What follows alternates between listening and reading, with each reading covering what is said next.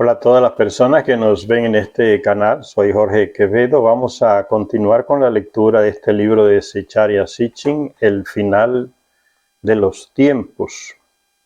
La última vez hablábamos de, colocando las cosas en contexto, ¿no? General, Zecharia Sitchin está comparando acontecimientos sucedidos en el siglo XXI a.C., y acontecimientos que siguen sucediendo en el siglo XXI ahora, después de Cristo. Y en ese contexto general hablaba él de Abraham, con la participación de Abraham, que tuvo que ver con unos cambios profundos, ya casi al final de la civilización sumeria, y que la Biblia casi no nos informa prácticamente nada de esa situación. Apenas que el padre de la fe, que tuvo unos encuentros ahí con unos personajes antes de la destrucción de Sodoma y Gomorra y esas ciudades al sur del Mar Muerto. Y otros detalles, pero la fuente principal de esa información sobre Abraham está en estos textos que Zecharia Sitchin extrajo de tablillas sumerias, babilónicas. Y por eso esos textos originales aquí tienen más detalles que el texto bíblico que nos habla de Abraham, porque son la fuente del texto bíblico, muchos miles de años más antiguo que lo que está en la Biblia. Y decía que Abraham era de una familia, como diríamos hoy, una familia que está en la cúspide, ¿no? Una de clase alta, diríamos hoy. Igual, hijo de un sumo sacerdote que era la persona principal que se encargaba de administrar la casa de la Anunnaki, de esa raza de personas que llegaron del planeta Nibiru, y que a esa residencia el terrestre le llamaba de templo, porque después del diluvio ellos le enseñaron al terrestre que le metieron la mentira al terrestre de que eran dioses, le enseñaron rituales, crearon todo un bagaje de prácticas, rituales, sacrificales, de oraciones, de himnos, de ropa, y nombraron a esa clase sacerdotes. Y era la clase que administraba la residencia de ellos, los templos. Entonces los sumos sacerdotes eran servidores directos de esas personas, de esa raza de gente, tenían contacto con ellos, contacto directo, lo cual no sucedía con la mayoría del pueblo. Pero contacto directo con esos personajes de esa raza que eran los principales entre ellos, porque habían entre ellos principales y otros que eran simplemente comunes, diríamos hoy, gente común, que no tenía ningún poder ni decisión, muchos de ellos. Entonces, la residencia de ese principal de ellos era administrada por el sumo sacerdote, por varios de sumos sacerdotes y también sacerdotisas. Y de esa clase de gente ahí que giraba alrededor de ese recinto, el sagrado, que le enseñaron la religión, también de ahí salían los reyes, que tenían que ser aprobados por esta raza de gente, ¿no?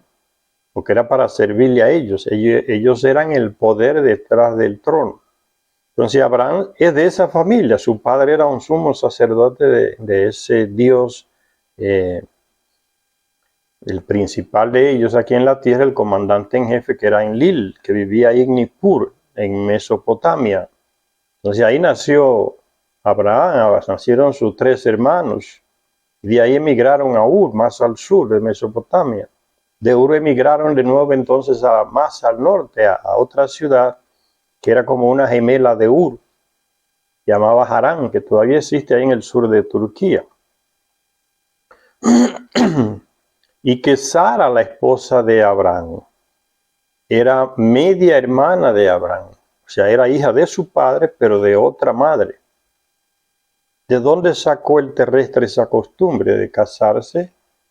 Dentro de la clase alta, de la clase monárquica, de la monarquía, de la clase real, esa era la práctica casarse con una media hermana le daba poder de sucesión al hijo que naciera.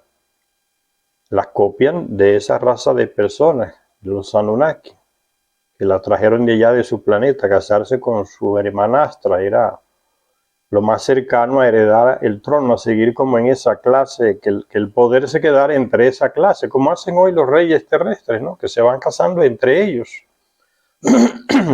Un rey, la familia de un rey busca la familia de otro rey de otro país, sobre todo ahí en Europa, ¿no? ¿Para qué? Para mantener el poder en la familia, para que no se mezcle demasiado con otras personas. Y por eso, hasta el día de hoy, muchos reyes, cuando sus hijas o sus hijos se casan con una persona que no es de esa clase real, como ellos dicen, la realeza, la sangre azul, como ellos se creen, entonces simplemente le quitan todos los poderes hereditarios a ese personaje, porque se mezcló con otro tipo de personas que, aun siendo personas iguales que ellos, no pertenecen a esa categoría social. Entonces Sara también era de esa ascendencia real. Entonces se casan entre ellos, ¿no? Y Sarai significaba princesa, Sarai, que era el nombre original de Sara, Sarai, princesa, o sea, era de la familia real. Tenían entonces, ahí en Sara y en Abraham se combinan antepasados reales por parte de Sara o Sarai, y antepasados sacerdotales por parte del padre de Abraham. Sigue diciendo Zecharia Sitchin, otra pista significativa para identificar la historia de la familia de Abraham es la afirmación que el mismo Abraham repite en más de una ocasión cuando se encuentra con los reyes de Canaán y de Egipto. Ese texto está en el Antiguo Testamento, en el Génesis. Él repite en el encuentro con esos reyes de Canaán y de Egipto de ser un ibri. Yo soy un ibri, yo sé que significa un hebreo. Esta palabra, dice Zecharia Sitchin, de la raíz abor, que significa cruzarse o cruzar. De ahí que los expertos bíblicos supongan que con esto Abraham daba a entender que él había cruzado desde el otro lado del río Éufrates, es decir, desde Mesopotamia, que es el origen de su familia. Su padre nació en Nippur, ahí en Mesopotamia, en el centro de Mesopotamia.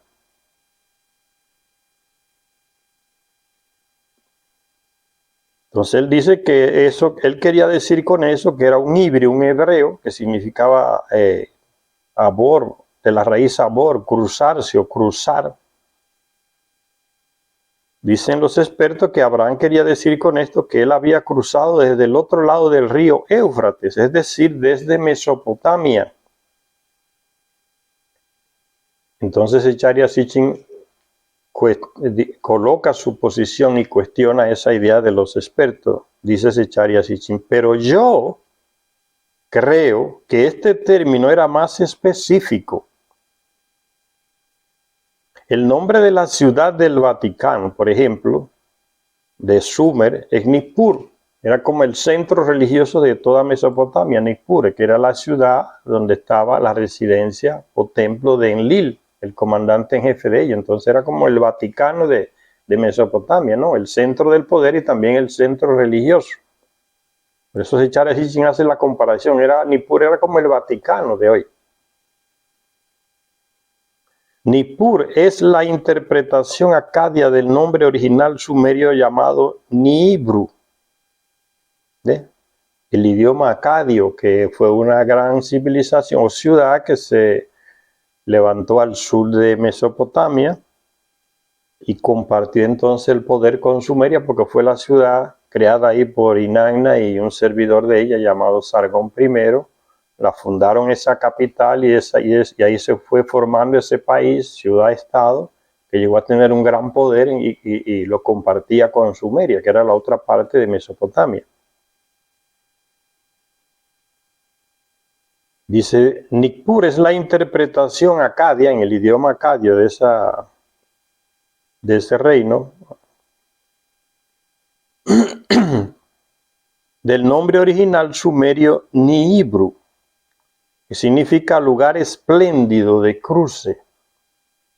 Recuerden, se parece un poco con Nibiru, que significa cruce, el planeta del cruce.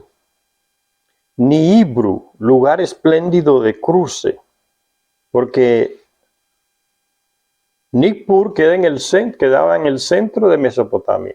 Entonces, todas las caravanas que venían del sur pasaban por ahí para ir al norte. Las que venían del norte para ir al sur, por ejemplo, a Ur, que estaba en el sur, hacían parada en Nippur, porque era el centro de todo.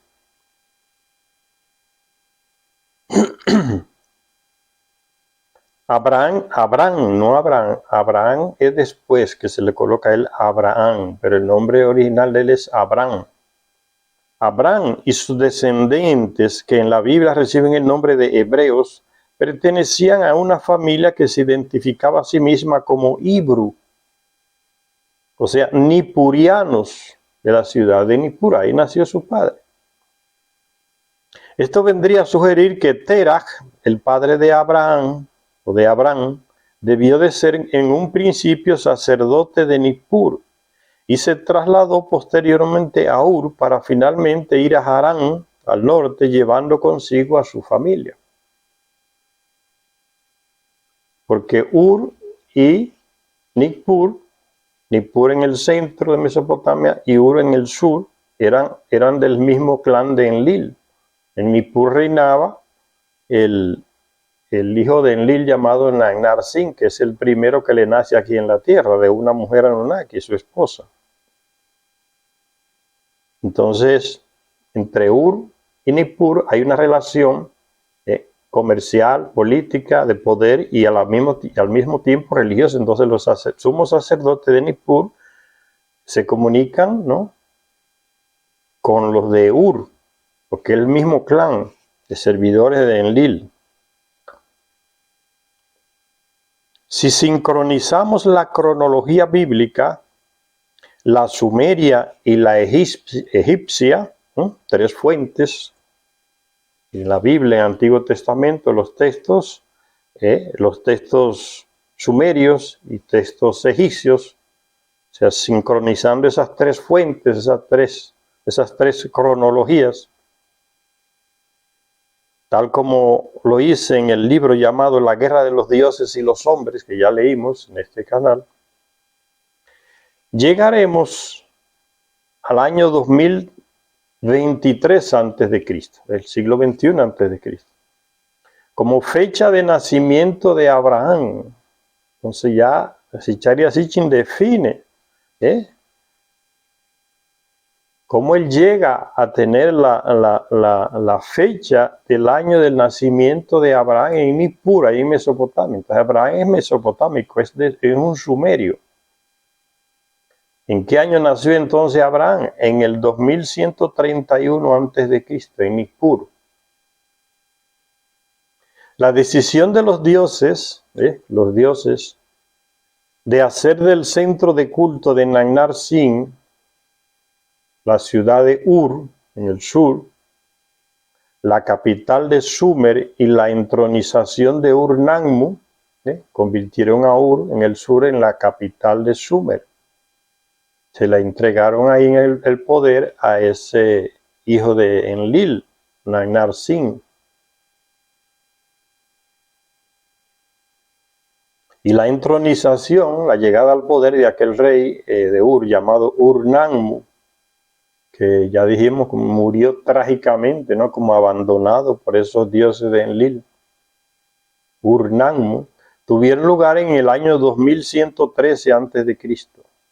Poco después, los sacerdocios de Nippur y de Ur se combinaron por vez primera, y es muy probable que fuera entonces cuando el sacerdote nippuriano Tiru, nippuriano, que es de la ciudad de Nippur, y Tiru, que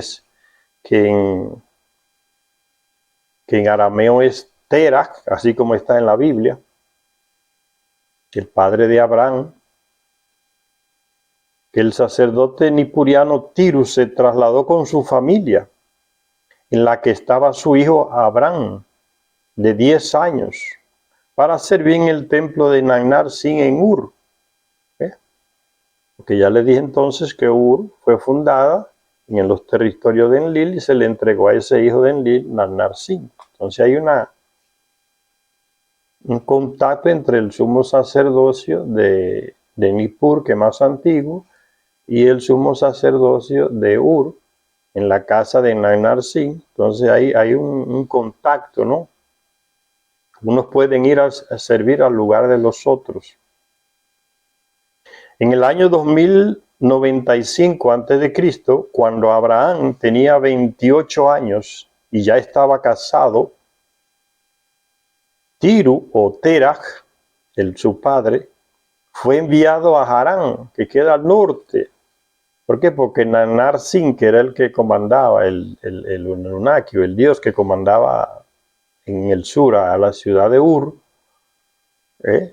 creó a Harán, ordenó la construcción de Harán en el norte, más arriba de Nippur,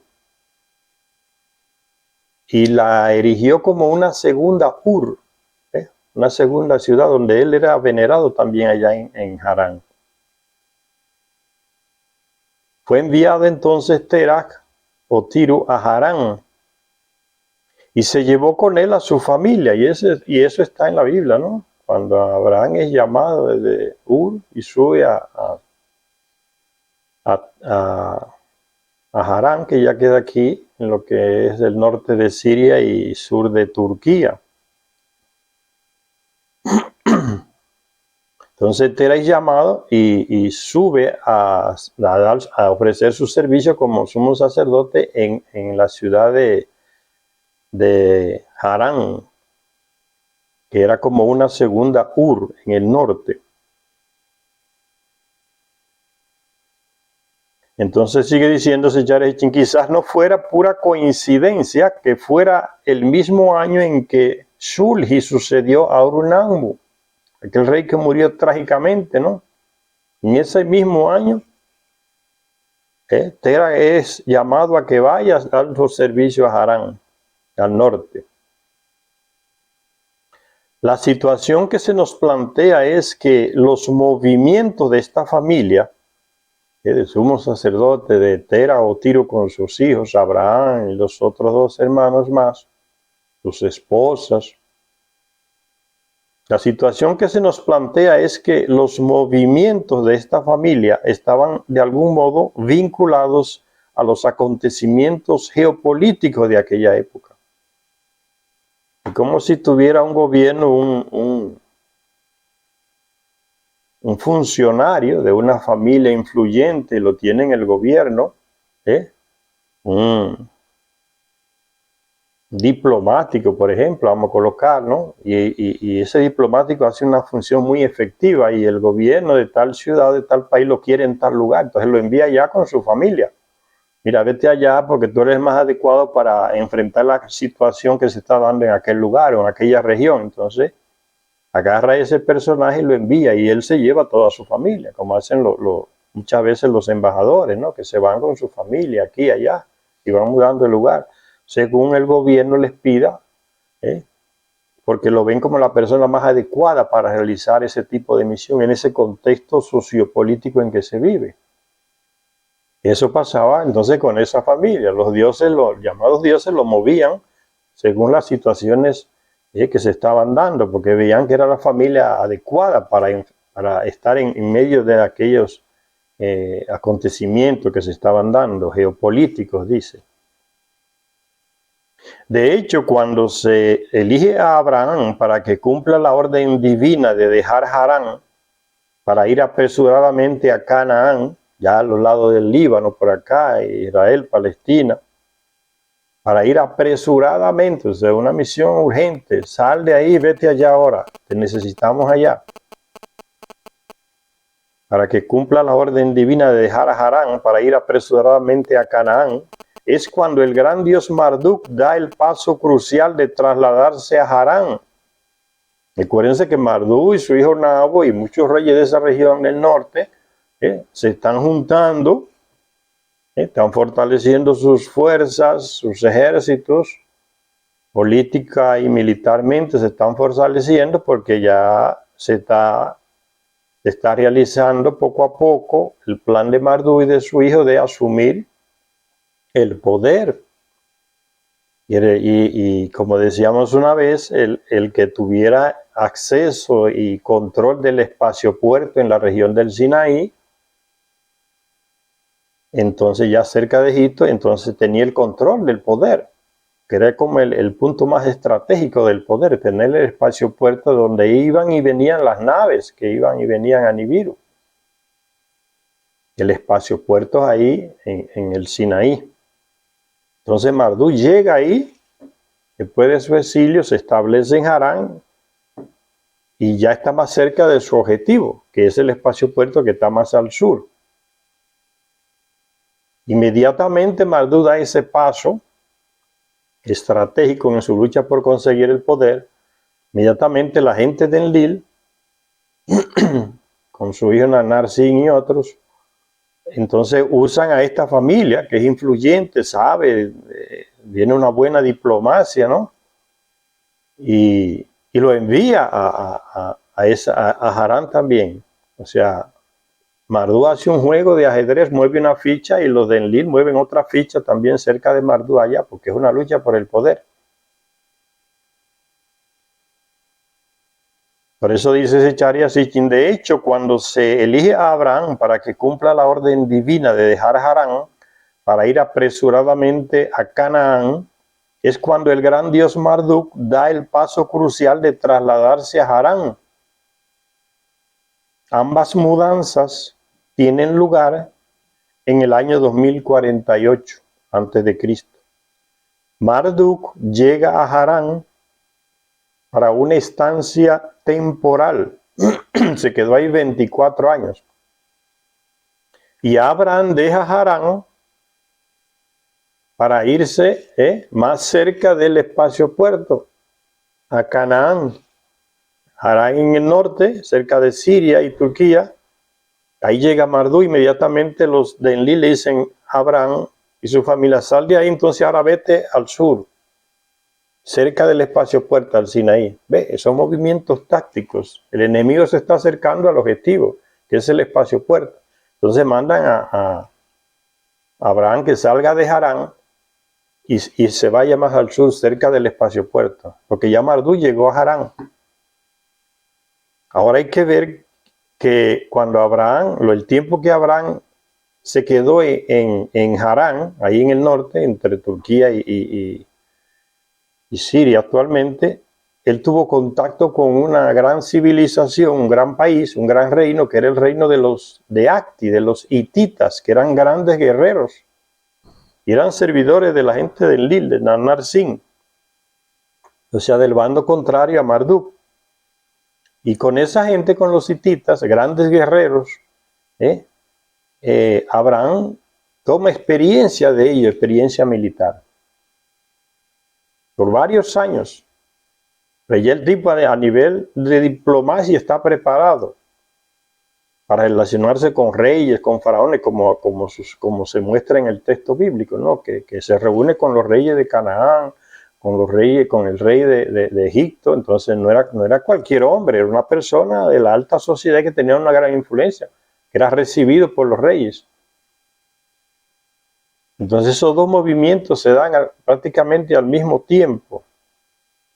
Entonces ya Abraham, cuando va a Canaán, que más caminando ya hacia el sur, hacia Egipto, lo que es Israel y Palestina hoy, ya está preparado, tiene una formación militar profunda que había adquirido cuando vivió los años que vivió en Harán en contacto con los hititas, que estaban ahí también en el norte-sur de Turquía, en esa región de lo que es Siria, también por ahí. Ya es un militar, no es solamente un diplomático, es un militar formado ya.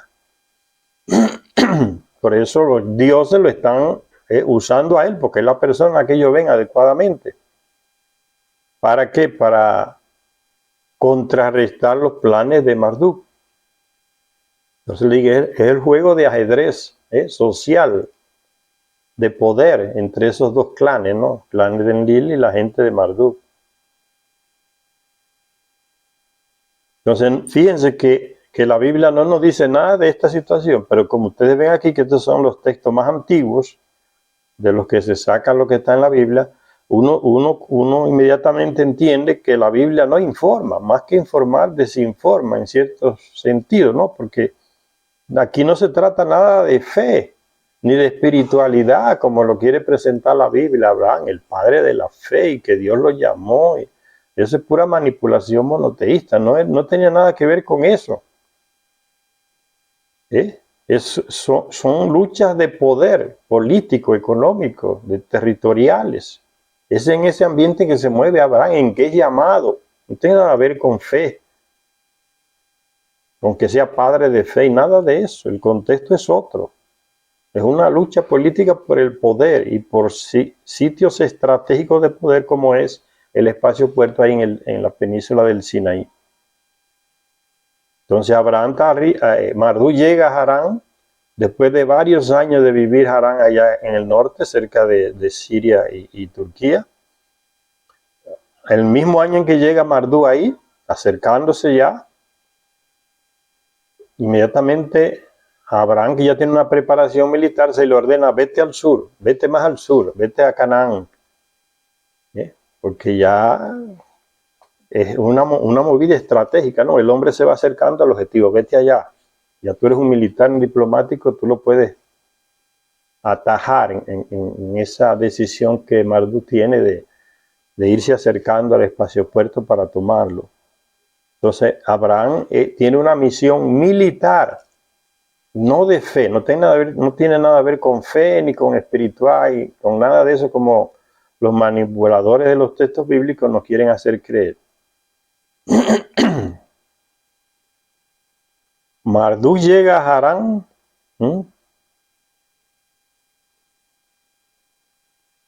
para una estancia temporal y Abraham deja Harán por el lejano Canaán. Se va al sur, más al sur, al lejano Canaán. Sabemos por el Génesis, libro del Génesis en el Antiguo Testamento, que Abraham tenía 75 años, es decir, era el año 2048 antes de Cristo, cuando Dios, cuando Dios le dijo, vete de tu tierra y de tu patria y de la casa de tu padre, es decir, deja Sumer, Nippur, Harán, y ve a la tierra que yo te mostraré al sur, a Canaán, cerca del espacio puerto.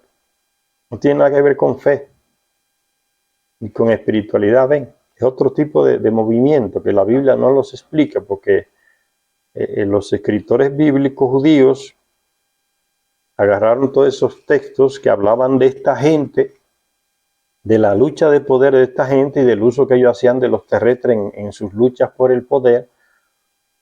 Y esos escribas judíos se dedican entonces a falsificar la historia, eliminan todos esos dioses, sus nombres, y a todos los juntan en uno solo, que sería como el Yahvé, el Dios. ¿Por qué? Porque se metió la ideología monoteísta que ya venía desde el tiempo del rey Josías. Imponer la ley, el libro de la ley, y dejar toda esa gente, esos otros dioses de lado, no mencionarlos, eliminarlos de los textos para que las nuevas generaciones creyeran que había solo esa historia de Yahvé, el único Dios. Y hoy se sigue haciendo eso. Cuando llegan los conquistadores acá, europeos, imponen un solo Dios, el Dios de ellos, el poder. ¿Y cómo le imponen? Pues a fuerza de las armas de muerte, de quemar gente, de matar gente, de practicar genocidio, de genocidio y genocidio cultural también, ¿no? Agarraban a los niños más pequeños, los reunían en unas aldeas, los sacerdotes jesuitas, y lo iban adoctrinando en la nueva doctrina que era el cristianismo. El rey es lo máximo, le ponían la imagen del rey como lo máximo, representante de un dios, y el indígena que crecía en esa generación ya tenía otra cultura, Ellos son la raza más superior, no somos nosotros ya. ¿Ves cómo cambia la mentalidad? Para cambiarle la mentalidad, cambia la cultura.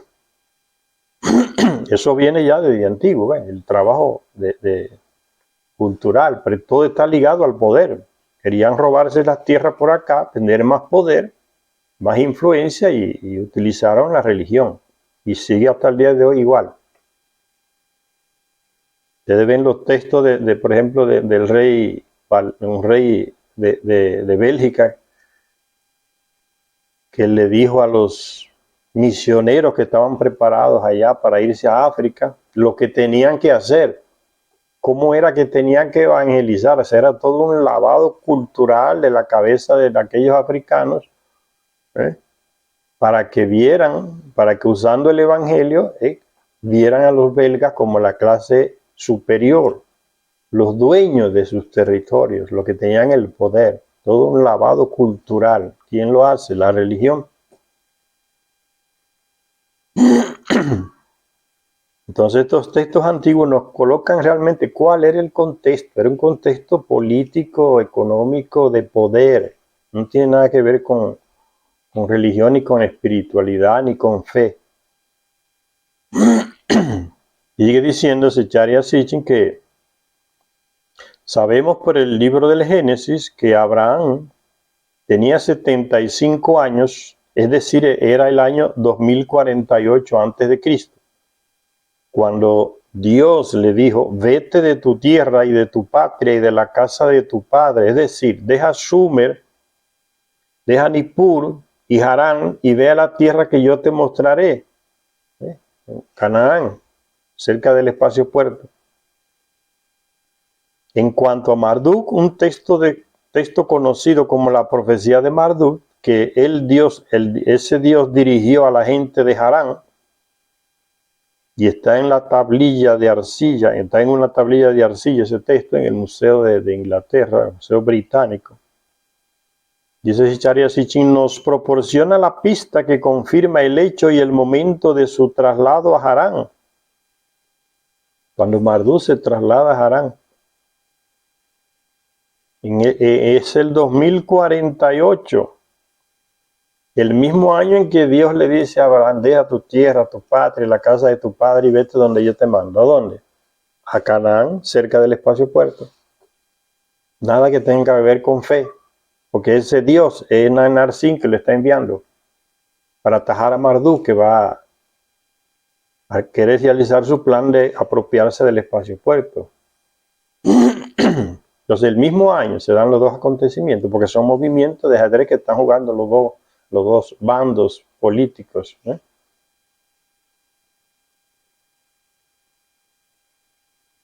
Entonces dice Zecharia Sitchin, es imposible que ambos movimientos no estén relacionados, la llegada de Marduk a Harán y la salida de Abraham de Harán hacia Canaán, hacia el sur, caminando a la península del Sinaí donde está el espacio puerto. No es coincidencia los dos movimientos. Quien hace el análisis profundo es Zecharia Sitchin. Es imposible que ambos movimientos no estén relacionados, el de Marduk y el de Abraham. Uno llega a Harán y otro sale de Harán y se va al sur. Y el que está en Harán, que es Marduk, tiene como objetivo lo que Abraham va a defender en el sur, que es la entrada al espacio puerto. Recuérdense, ya le dije que Abraham se preparó militarmente cuando vivía en Harán, antes de que llegara Marduk, en contacto con ese pueblo guerrero, seguidores de Enlil y de Nanarsin, que eran los hititas. Entonces, es imposible que ambos movimientos no estén relacionados. Pero 2048 fue también el año en que los dioses enlilitas decidieron liberarse del rey Shulgi, que fue el hijo de Ur-Nammu, el que tuvo la muerte tan trágica. Entonces el 2048 es un año que tiene unos acontecimientos que están muy relacionados. Llega Marduk a Harán, Abraham está en Harán, adquiere una formación militar con los hititas ahí en Harán.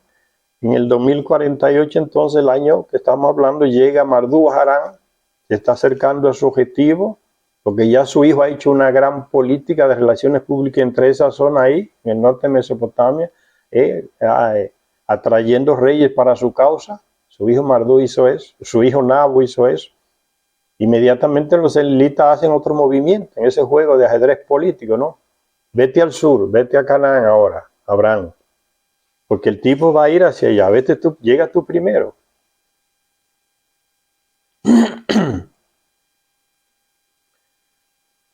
Y entonces 2048 también es el año en que los enlilitas, los dioses de Enlil, seguidores de Enlil, los dioses enlilitas, o sea, Enlil y su clan, deciden liberarse de ese rey Shulgi, que se descuidó en la administración del reino. O sea, no le estaba sirviendo ya a la política de la gente de Enlil, de Nanar-Sin y su gente. Es como, para que entienda más fácil, vea que esto es tan actual. Es como cuando Estados Unidos agarra el tipo que está en Ucrania, al payaso aquel, a Zelensky, y lo agarra como una mampara, ¿no?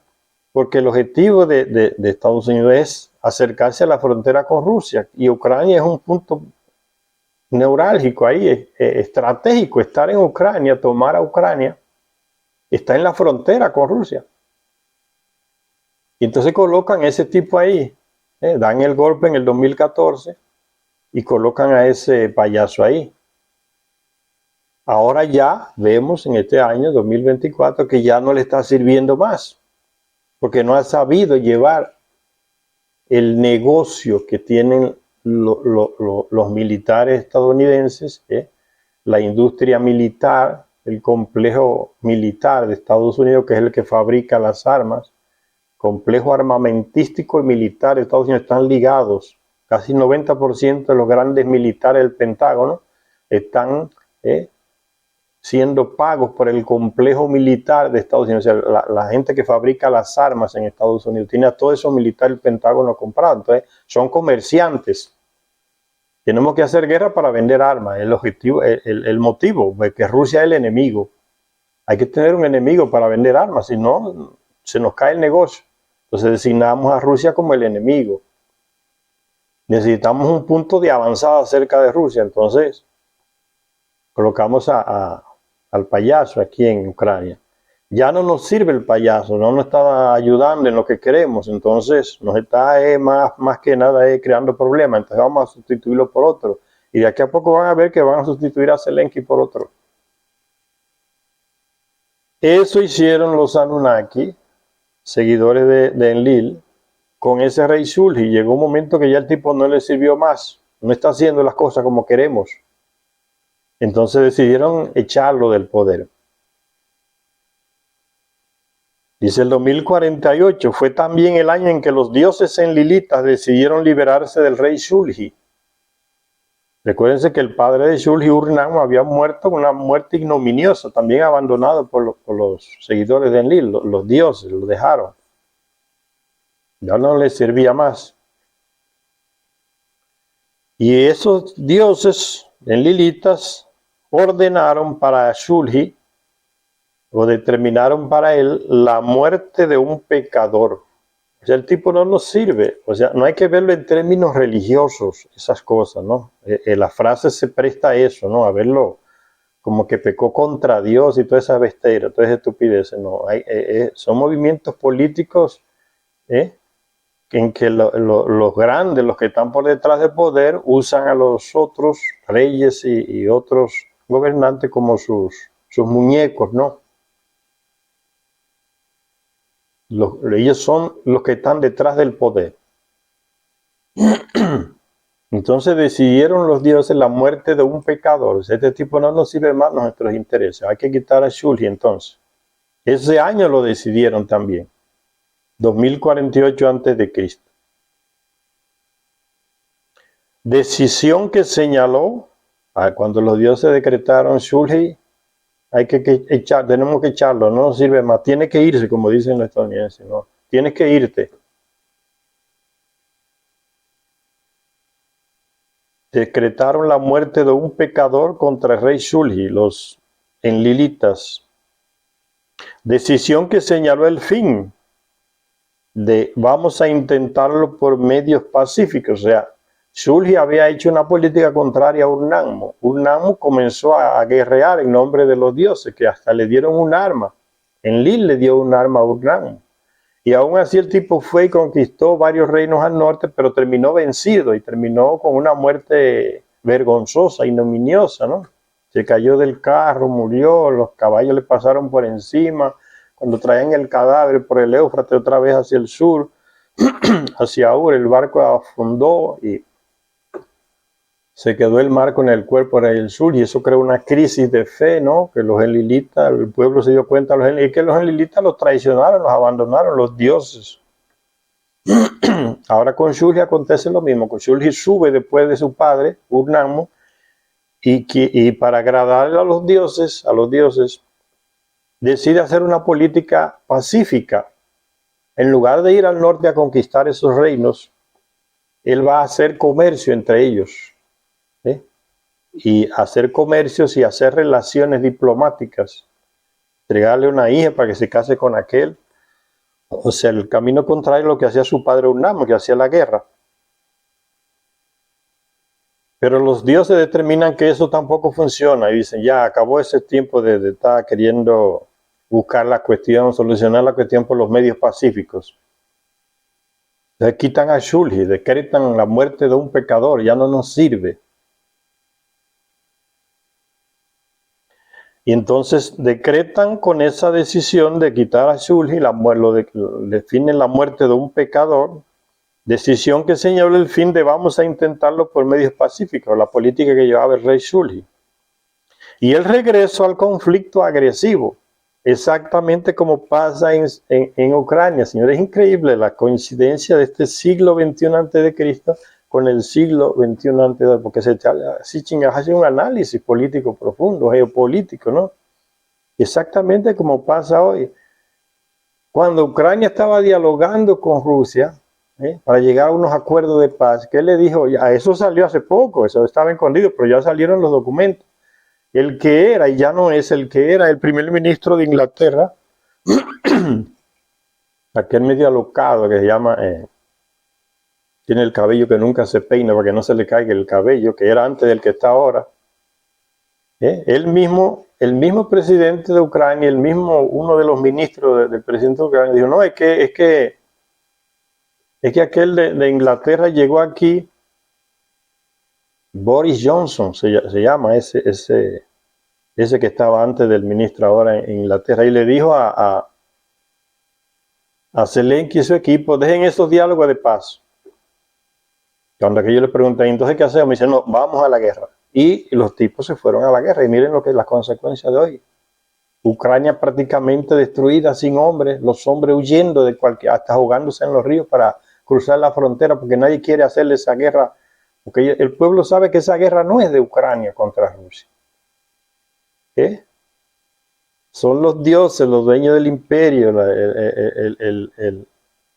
la industria armamentística y el Pentágono que están dirigiendo esa guerra porque quieren dinero y acercarse a Rusia. El pueblo sabe que esa guerra no es de ellos, entonces la gente se está yendo a los otros países en cantidad enorme. Y la vida de un ucraniano en el frente dice que apenas son de horas y lo siguen mandando, y la gente prefiere ahogarse cruzando un río para llegar a Rumanía y huir de Ucrania. Y cuando los agarran, lo agarran obligatoriamente y lo mandan al frente, carne de cañón, o sea, una carnicería que están haciendo con sus propios ciudadanos. Ven, se repite exactamente la historia, no, dice Boris Johnson, no, se corten los diálogos de paz con Rusia, vamos a la guerra. Es por el negocio. ¿A quién obedece Boris Johnson? A los Estados Unidos. La industria armamentística que tiene ligaciones con los militares de Estados Unidos y otros gobiernos europeos. Por eso no le importa que los pueblos europeos estén pasando hambre y no puedan pagar la factura del gas mensualmente. Y no le importa a esos pueblos. Esa gente está buscando dinero. Esos dirigentes son servidores de ese capital estadounidense militar, armamentístico. A eso que ellos les sirven, no a sus pueblos. Se repite todo exactamente. Vamos a la guerra. Dejen esa política de Shulgi de estar buscando la paz, relacionándose diplomáticamente con esos países. No, vamos a la guerra, hay que quitarlo a él. Exactamente como hizo Boris Johnson con Ucrania. Dejen los diálogos de paz, nos vamos a la guerra. Claro, como no es Inglaterra, en los territorios de Inglaterra que están lanzando las bombas, no es como es en Ucrania, que se maten hasta el último ucraniano. Si el negocio da, si no, los que más pierden son ellos allá que están recibiendo los bombazos allá en el campo de batalla. Entonces se repite igual, siglo XXI antes de Cristo y siglo XXI ahora después de Cristo.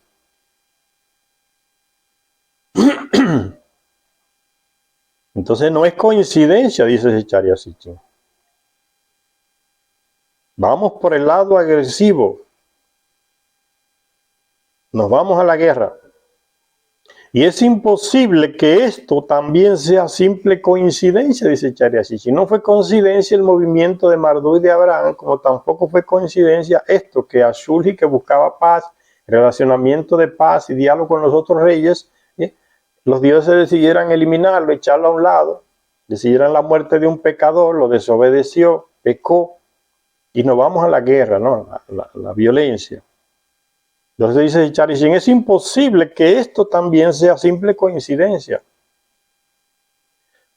No, estos tres movimientos, el traslado de Marduk a Harán, la partida de Abraham desde Harán a Canaán y la supresión del rey Shulgi, que buscaba relaciones de paz para que se impusiera mejor la opción agresiva de guerra.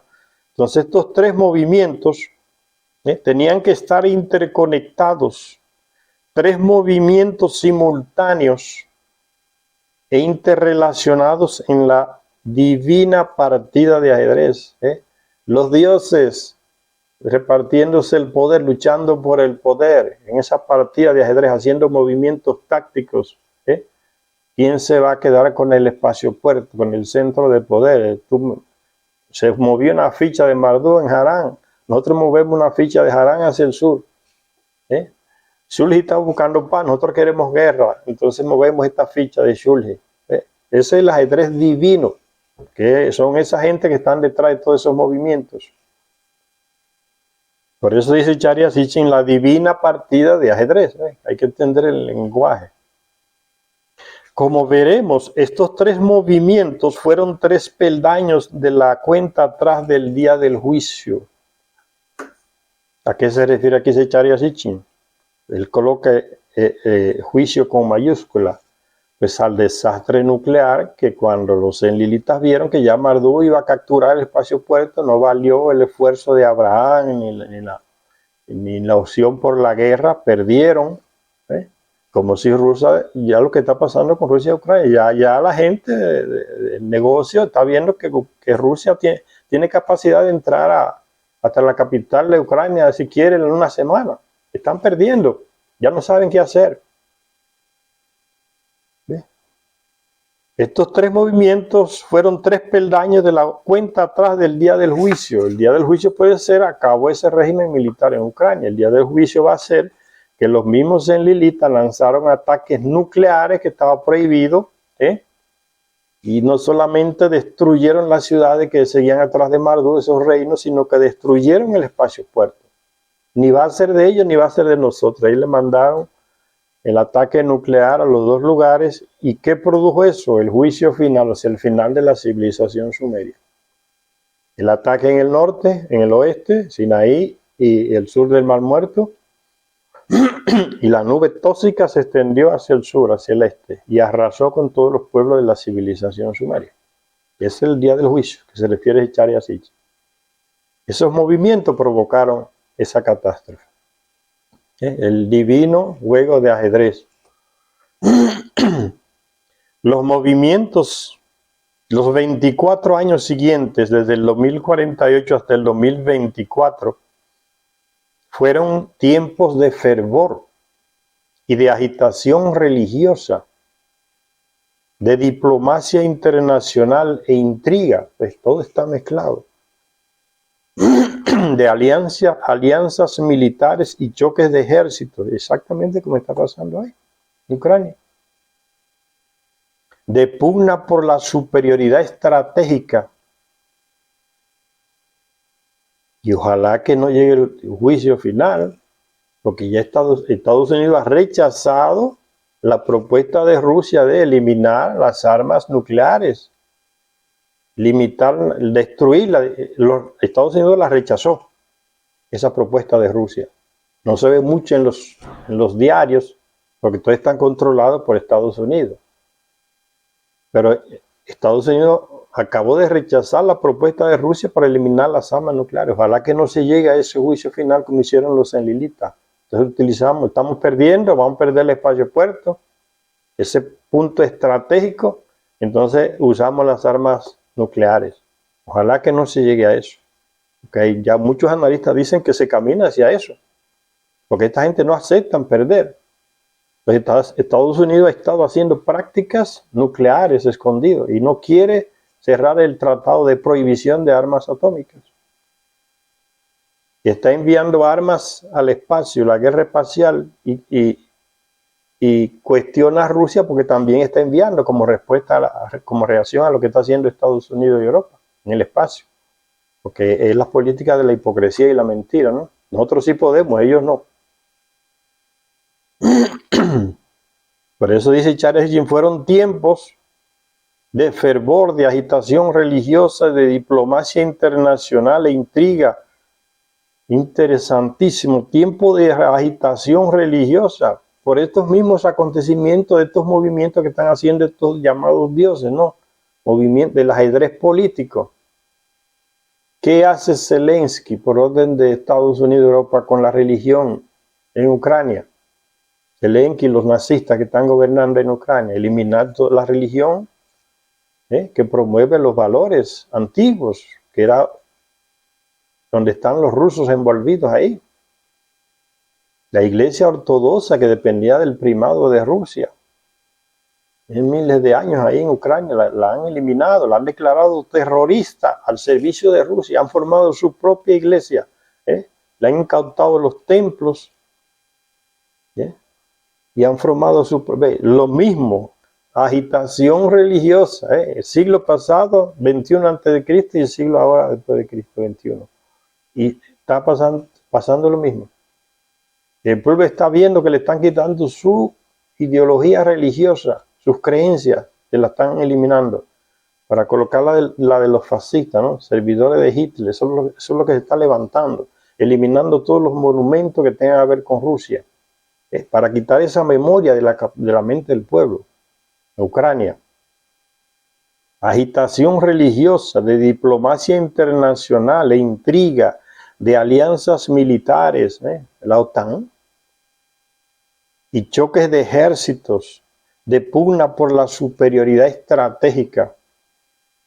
Tantos años que viene Rusia diciéndole, no avance hacia nuestra frontera, nosotros no estamos avanzando hacia la de ustedes, respeten. No hay manera. El imperio y sus lacayos, los europeos, siguen, porque ellos lo han dicho, nosotros queremos destruir a Rusia.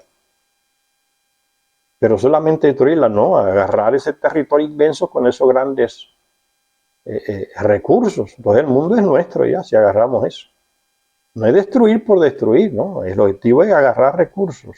Es la inmensidad de Rusia y esos recursos que sean de esta gente. Pero la cosa le ha salido mal, como le salió a los enlilitas. Y Dios llegó entonces el último recurso, el juicio final, usar armas nucleares para intentar resolver. ¿Y qué es lo que pasó? En lugar de resolver, crearon algo peor, cosa que ellos ni se imaginaban que podía pasar al usar las armas nucleares. Ojalá que estos locos no hagan lo mismo.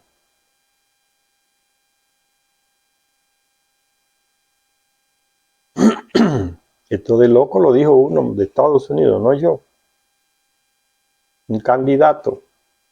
Estamos gobernados por un monte de locos. Lo dijo un candidato y lo dijo un periodista famoso, un tal Tucker, que fue expulsado de la agencia grande, la CBS o la Fox, me parece, ahí de Estados Unidos. Lo expulsaron, pero él sigue haciendo sus programas en las redes sociales. Y él dijo, estamos gobernados por un monte de locos que nos quieren llevar a la guerra nuclear. No les importa a nadie, solo ganar dinero, tener poder.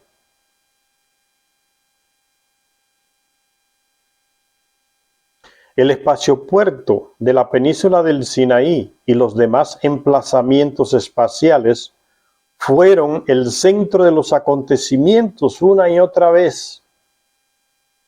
Sorprendentemente han sobrevivido diversos registros escritos de la antigüedad que no solo nos proporcionan un esbozo de los hechos, sino también muchos detalles acerca de las batallas, las estrategias, las discusiones, los argumentos, los participantes y sus movimientos, y las decisiones cruciales que dieron como resultado el mayor desastre ocurrido en la tierra desde el diluvio, el desastre nuclear que arrasó Mesopotamia, arrasó Sumeria. A eso se refiere, ¿ven? Que tan actual. Entonces hay mucha información, así como hay información hoy de lo que están haciendo Estados Unidos y sus lacayos europeos, que puede llegar a provocar esa guerra nuclear, ese juicio final, que no se saben las consecuencias ni para ellos mismos, pero están como ciegos y sordos, un monte de locos, como dice ese periodista. También en el siglo XXI a.C. sucedió igual. Entonces, así como hay mucha información hoy, que tenemos el internet y redes sociales, que aunque las grandes compañías de empresas de comunicación oculten la información, la manipulen, la gente se entera por TikTok, por WhatsApp, no sé, por otras redes sociales, que las cosas son diferentes a como estas grandes empresas de comunicación nos informan. Entonces eso también pasó. Quedan muchos registros, dice Charles Sitchin, de esos acontecimientos, muchos registros escritos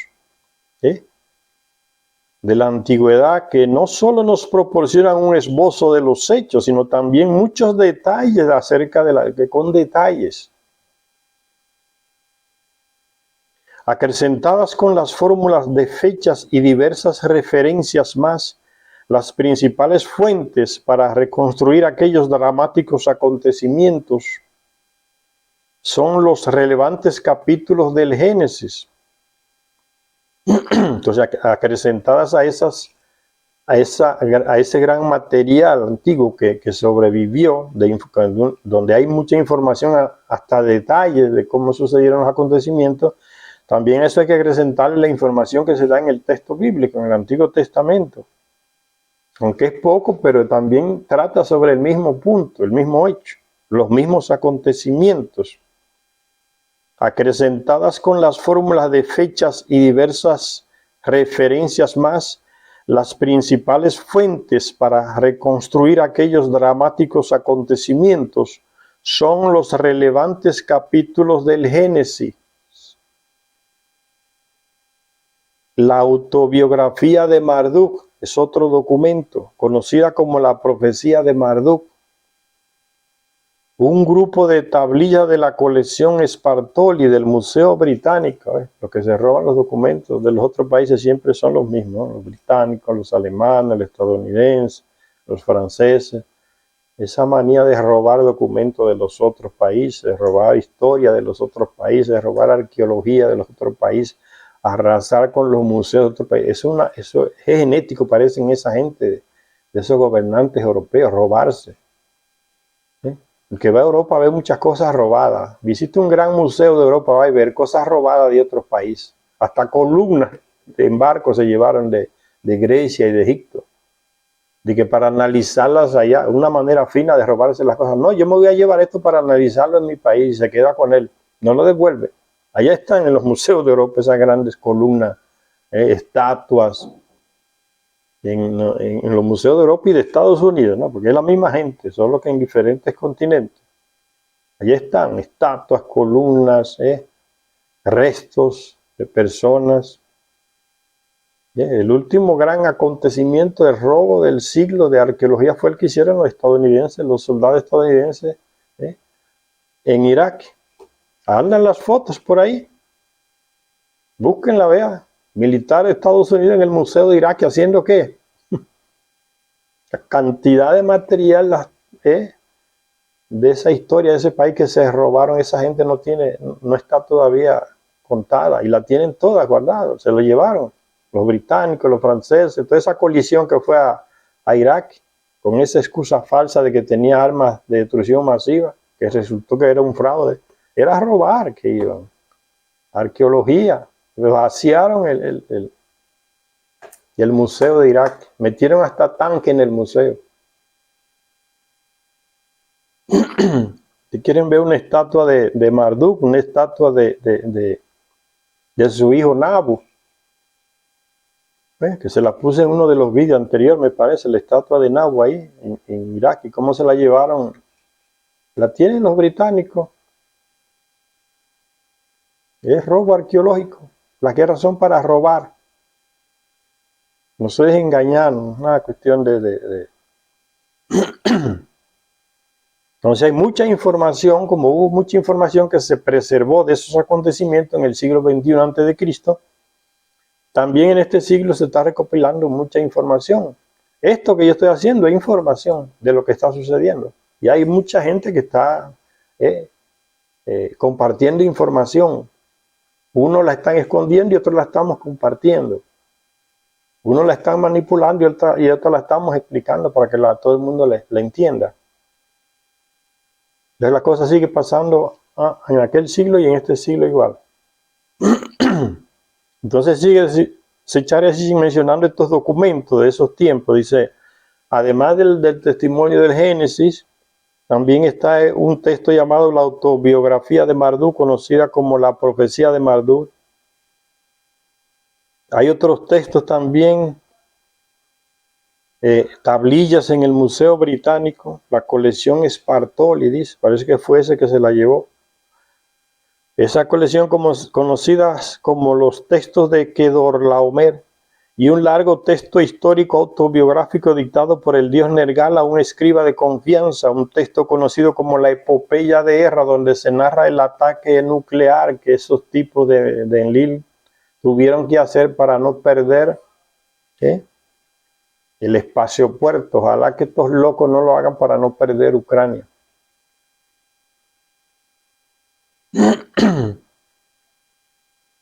La epopeya de Erra está en español, lo pueden buscar ese texto en internet.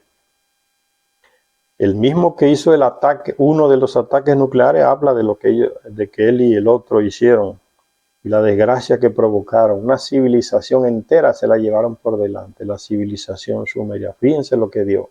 El final de los tiempos es, hasta ahí llegó la civilización, es el final de los tiempos. El texto del libro de Sechariazi no lo agarra así por así. Él va relacionando los acontecimientos, que no es nada espiritual. Son estos acontecimientos que van determinando el final de ciertos tiempos y el inicio de otros.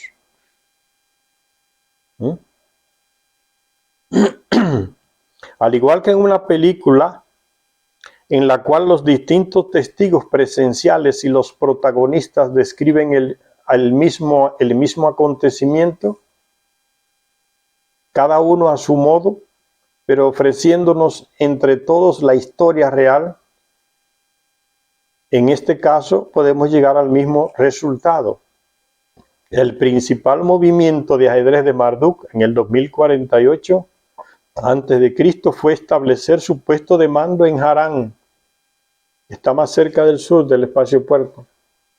Con ello le arrebató a Nanar-Sin esta vital encrucijada en el norte. Les dije que Nanar-Sin fundó a Harán como otra segunda Ur.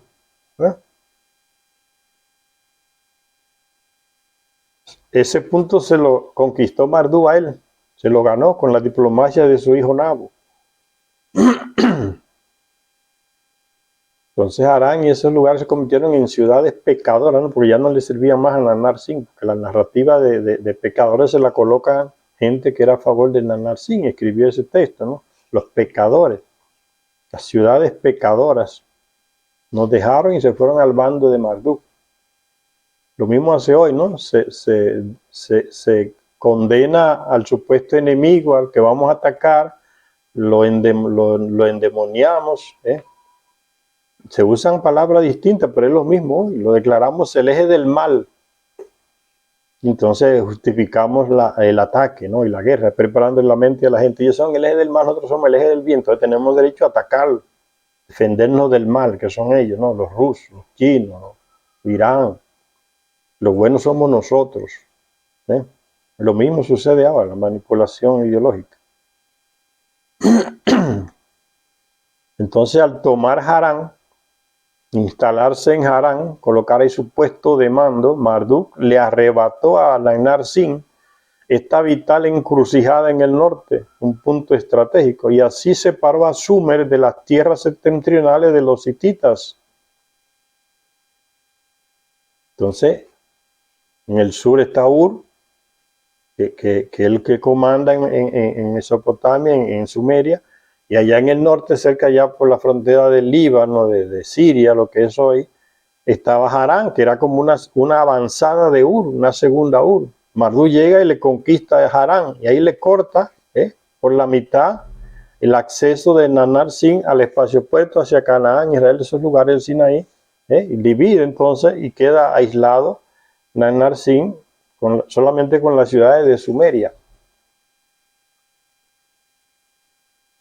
Son movimientos del ajedrez divino, el juego de ajedrez, los movimientos del ajedrez divino entre ellos. El terrestre apenas es instrumento, ¿no? Como Abraham. Entonces, con ese movimiento, Marduk le arrebató a Nanar-Sin esta vital encrucijada en el norte y así separó a Sumer de las tierras septentrionales de los hititas. Además de la importancia militar de tal movimiento, el movimiento que hace Marduk tiene una importancia militar fundamental.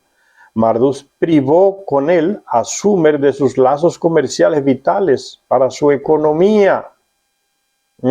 Vamos a destruir la economía de Rusia, vamos a robarnos el dinero que Rusia tiene depositado en los bancos de Estados Unidos, en los bancos de Europa, ven, a debilitar el enemigo económicamente. Marduk también aplica la misma cuestión hoy, el siglo XXI, después de Cristo, ¿vale? Le cortó el comercio que tenía Ur en el sur con Harán y los pueblos de la península del Sinaí, del Mediterráneo. Le privó de lazos comerciales vitales. Vamos a robarnos el dinero de Rusia. Eso es lo que están haciendo ahora. Eso nunca se vio. Ya se declararon ladrones públicos, Estados Unidos y los europeos, a robarse un dinero que Venezuela depositó en Estados Unidos y el oro que depositó en Inglaterra. Se lo han robado. Y no tienen vergüenza, así público. Ahora con el dinero Rusia. Van a destruir la economía mundial porque lo ha avisado el FMI. Dice, eso no se debería hacer, va a ser un desastre a nivel mundial en la economía. Pero no hacen caso a nadie. Ya le están aprobando, ya como era ilegal, ahora crearon un marco legal, unas leyes en Europa para robarse el dinero legalmente. Y Rusia los ha amenazado, le ha dicho, asuman las consecuencias de ese robo. ¿Ven? Debilitarle la economía también hizo esto Marduk en el siglo XXI a.C.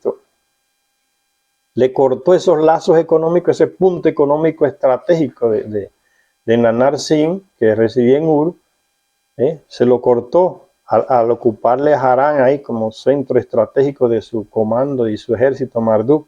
Repite todo exactamente. Además de la importancia militar de tal movimiento, Marduk privó con él a Sumer de sus lazos comerciales vitales para su economía. Ahora el problema que se le da a esta gente, a estos ladrones que van a incautar el dinero de Rusia.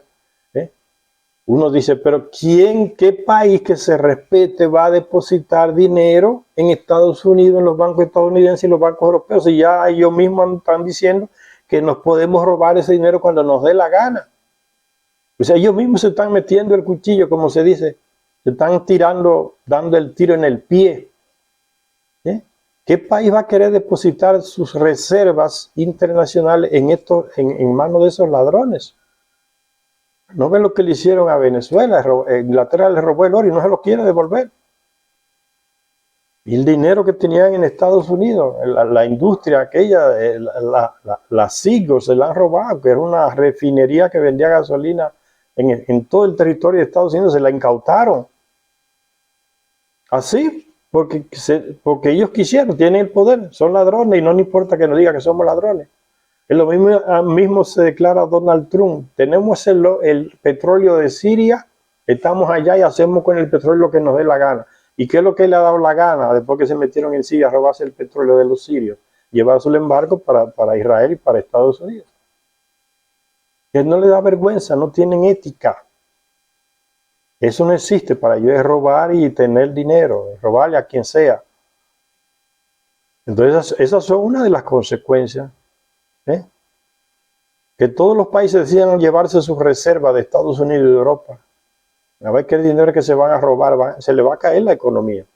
Y ya muchos países están haciendo eso, retirando sus reservas de oro que tienen en Estados Unidos y en Europa. Porque si eso hacen con Rusia, que es un país poderosísimo, imagínate qué no harán con uno de esos paisitos que tienen sus reservas allá.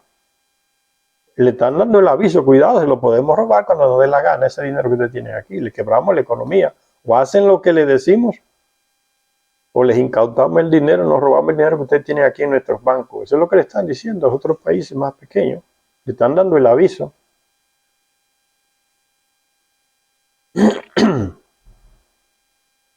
Y sigue diciendo entonces Zecharia Sitchin que este movimiento también le permitió a Nabu, el hijo de Marduk, dirigir sus ciudades, encaminar su curso hacia el gran mar.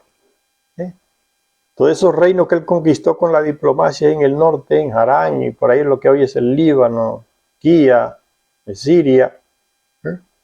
Dirigir todo eso está ya en la frontera con el mar, con el Mediterráneo.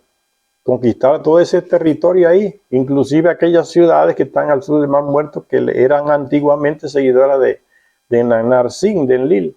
La conquistó el hijo de Marduk con la diplomacia, prometiendo un futuro mejor, presentando a Marduk como el elegido, el que venía a resolver todo, ¿no? Y entonces Nabu era como el profeta que anunciaba una época mejor. Alíense con nosotros. Marduk es que debe tomar el poder aquí, el espacio puerto. Esos de Enlilitas son traidores y mentirosos. Detrás de las profecías ahí, ¿qué? Hechos políticos, militares y económicos. Nada de ver con fe. La fe cae en crisis cuando la gente descubre estos movimientos que están por debajo, escondidos por las religiones. Movimientos económicos, políticos, de poder. Eso es lo que está detrás de la religión, el poder. Esos son los dioses. Dice, este movimiento también que hace Marduk, al agarrar ese centro y colocar su comando militar en Harán, que era de Nanar Sin, este movimiento también le permitió a Nabu, el hijo de Marduk, dirigir sus ciudades, encaminar su curso hacia el gran mar. O sea, conquistar toda esa región ahí en Mediterráneo, lo que hoy es Canaán, Israel, Palestina, Siria. A esa región se refiere. Los nombres de lugares, el gran mar le decían los sumerios al mar Mediterráneo, y el mar pequeño era al Golfo Pérsico, allá abajo en la península en el sur de Irak. Ese era el pequeño mar, y el gran mar al norte era el Mediterráneo. Los nombres de lugares que aparecen en estos textos sugieren que las principales ciudades al oeste del río Éufrates quedaron bajo el control total o parcial del equipo de Nabu y Marduk, incluido el importantísimo lugar de aterrizaje, el espacio puerto. Quedaron bajo el control del espacio puerto. Ahí que va a ser entonces ya el punto culminante del día del juicio. Ya no podemos aceptar que se queden con el espacio puerto, ni es de ellos ni de nosotros. Ataques nucleares, y ahí viene la desgracia. Se destruyeron la civilización sumeria. La ambición, no midieron consecuencias, van como locos, como dice el periodista estadounidense. Este monte de locos nos está llevando a un desastre. Pero a Abraham se le ordenó ir a la parte más poblada de las tierras del oeste, a Canaán. Dejó Harán, llevándose a su esposa y a su sobrino Lot consigo, y se desplazó rápidamente hacia el sur, ¿Ve? Hacia donde está el espacio puerto, península del Sinaí. Se desplazó rápidamente, fue una orden rápida que se le dio, hacia el sur, deteniéndose solo para rendir homenaje a Dios en distintos sitios sagrados. Su destino era el Negev, la árida región fronteriza con la península del Sinaí. El Negev es como la entrada al espacio puerto, a esa región donde está el espacio puerto ahí en el Sinaí. Región que fue tomada hoy por los israelenses. Se han ido robando territorios desde el 48 hasta acá, y ya tienen a Palestina en 2 o 3 pedacillos ahí, y se han robado todo el sur. Se robaron la península del Sinaí, después hicieron un acuerdo también con Egipto y se la devolvieron. De robo de territorio, quedarse con lugares estratégicos.